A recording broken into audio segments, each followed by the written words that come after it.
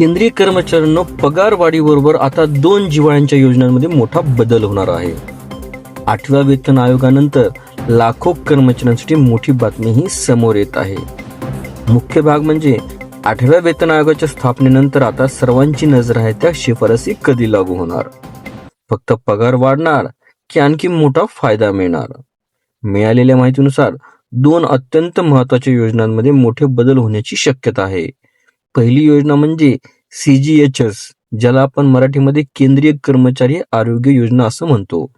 ही योजना म्हणजे सरकारी कर्मचाऱ्यांसाठी आरोग्याचं सुरक्षा कवचच.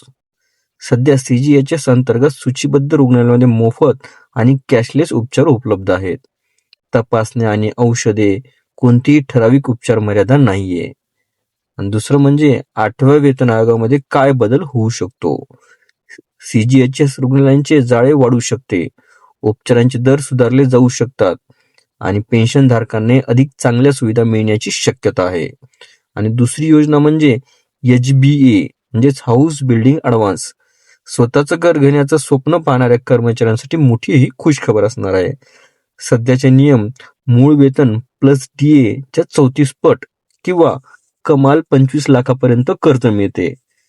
फक्त 6 ते 7.5 व्याजदरानं.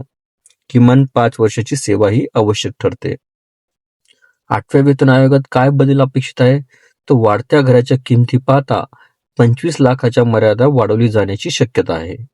शेवटचा महत्वाचा मुद्दा म्हणजे या सर्व बदलांवर अंतिम शिक्कामोर्तब हे वेतन आयोगाचा अंतिम अहवाल आल्यानंतरच होणार आहे.